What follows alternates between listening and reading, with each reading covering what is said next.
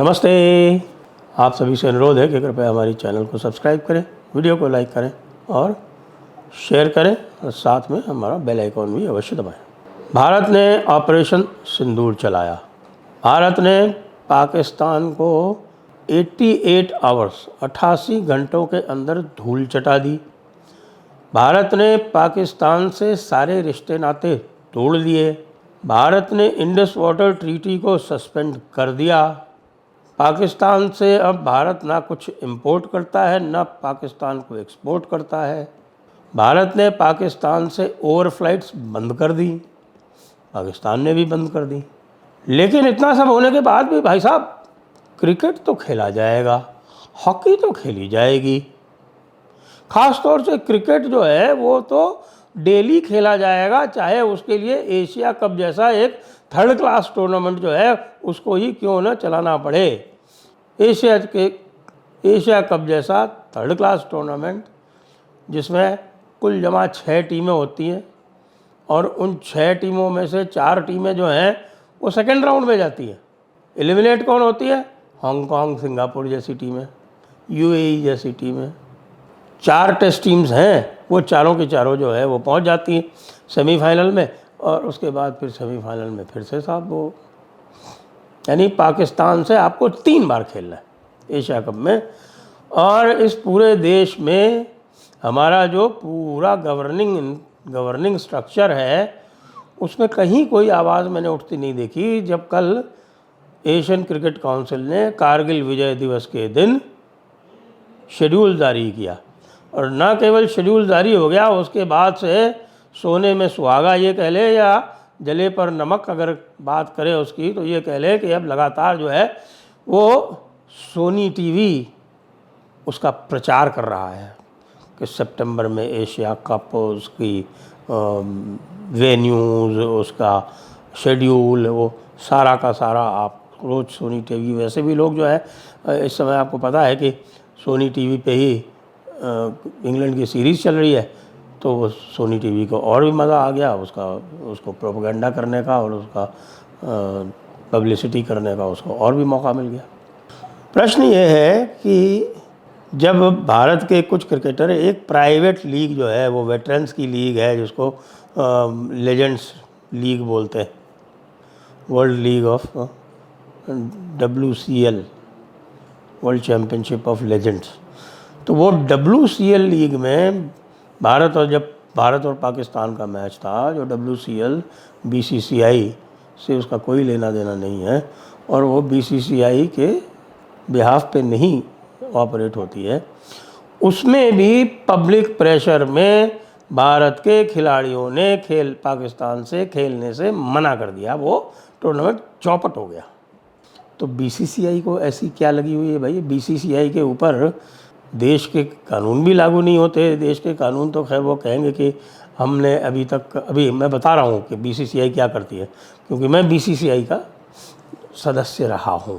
तो पुराने ज़माने में जिसको बोलते थे ना एडमिनिस्ट्रेटर, तो उस एडमिनिस्ट्रेटर की परिभाषा में मैं आज भी आता हूँ कि कोई भी यदि सेक्रेटरी या प्रेसिडेंट रहा हो किसी भी स्टेट बॉडी का तो वो एडमिनिस्ट्रेटर की संज्ञा में आता हूँ। तो मैं आज भी BCCI का एडमिनिस्ट्रेटर हूँ उस परिभाषा के लिहाज से, यद्यपि मैंने क्रिकेट की पॉलिटिक्स काफ़ी दिनों पहले छोड़ दी। अब एज एडमिनिस्ट्रेटर मैं पूछना चाहता हूँ BCCI से, क्या आपके लिए क्या अधिक आवश्यक है? आपको एशियन क्रिकेट काउंसिल से बहुत सारा पैसा मिलेगा क्या?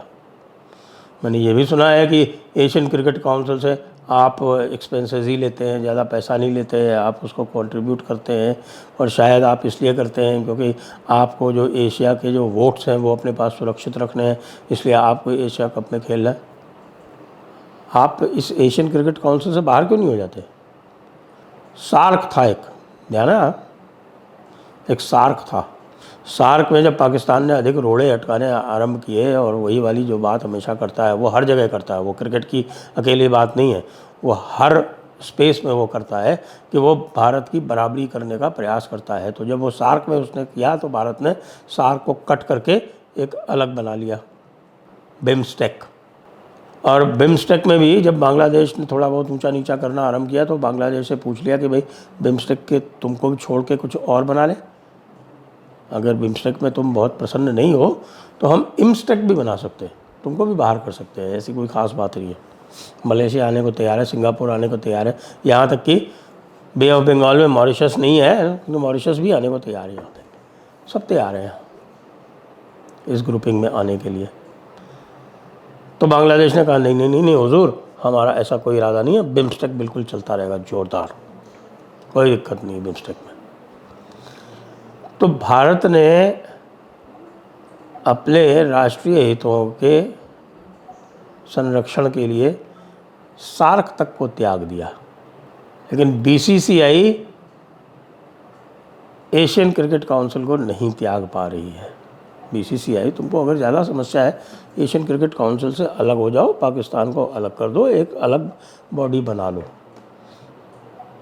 ग्रेटर एशियन क्रिकेट काउंसिल बना लो, उसमें आपके जो ओशियानिया के हैं ना वो फीजी वीजी उनको भी इंक्लूड कर लो, कोई दिक्कत नहीं है, आराम से आ जाएंगे।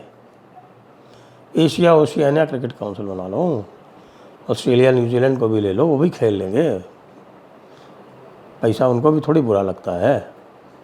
मज़े की बात यह है, सबसे ज़्यादा मज़े की बात यह है, ये मैं बोल रहा हूँ क्योंकि मुझे पता है कि बीसीसीआई क्या करेगी आगे जाके भी। बीसीसीआई अभी 2-3 दिन में क्लैरिफिकेशन जारी करने वाली है कि भाई उसका जो खेलना है वो क्लियरेंस के ऊपर निर्भर है। अभी तक कुछ नहीं बोला, अभी तक टेस्ट कर रहे हैं, टेस्टिंग द वाटर्स, वो देख रहे हैं कि भाई रिएक्शन कैसा आ रहा है, फिर कहेंगे नहीं नहीं साहब ये तो उन्होंने जारी किया है और ये टेंटेटिव है, हमने अभी तक सरकार से क्लियरेंस नहीं ली है, हम सरकार क्लियरेंस देगी तभी हम खेलेंगे। I hope this happens, just hope this happens. और इतना ही अगर पैसे का शौक़ है ना भैया तुमको कि तुम्हें खेलना ही खेलना है तो हम क्राउड फंडिंग करके दे दें तुम लोगों को, कुछ लोग दे देंगे क्राउड फंडिंग करने के लिए। आप सिंदूर के वीरों के साथ खड़े होने के लिए इस देश की जनता और इस देश की जो वर्तमान सरकार है वो कुछ भी कर सकती है, और पाकिस्तान को राजी रखना हमारे लिए कतई आवश्यक नहीं है। जब हमने इंडस वाटर ट्रीटी ही कैंसिल कर दी या सस्पेंड कर दी तो ये क्या चीज़ है।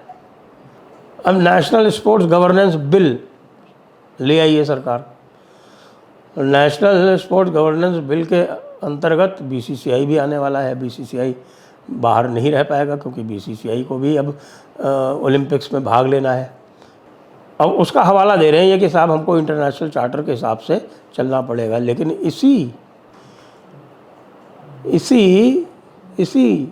स्पोर्ट्स बिल में ये प्रावधान किया हुआ है कि यदि किसी भी प्रकार का क्लैश होता है, किसी भी प्रकार का विरोधाभास होता है इंटरनेशनल चार्टर और डोमेस्टिक लॉ में, तो सरकार उस पर निर्णय करेगी। बीसीसीआई टेक्निकली अभी ये कह सकती है कि साहब कि अभी हम इस एक्ट के तत्वावधान में नहीं आए हैं, लेकिन उसकी जो भावना है उसको तो देखो, सरकार से क्लैरिफिकेशन तो मांग लो भाई।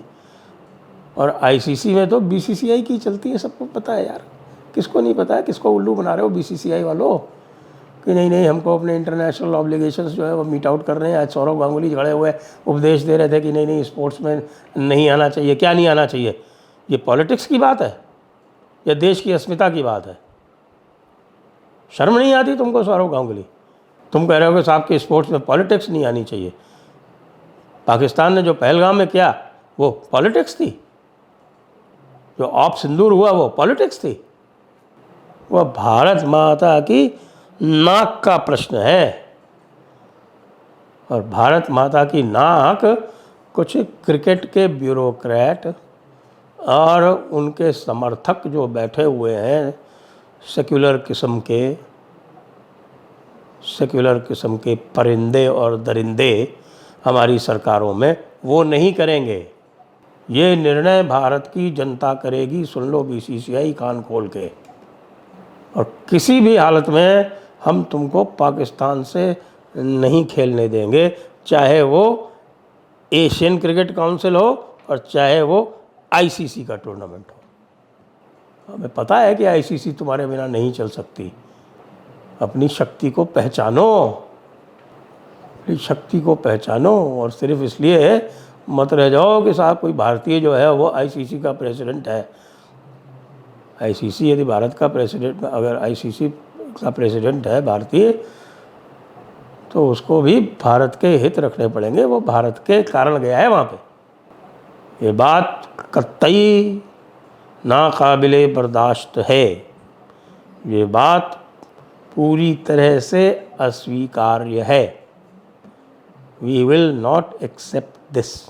बीसीसीआई तुरंत प्रभाव से आप इस एशिया कप से अपनी टीम का नॉमिनेशन बाहर लीजिए, वरना हम आंदोलन करेंगे।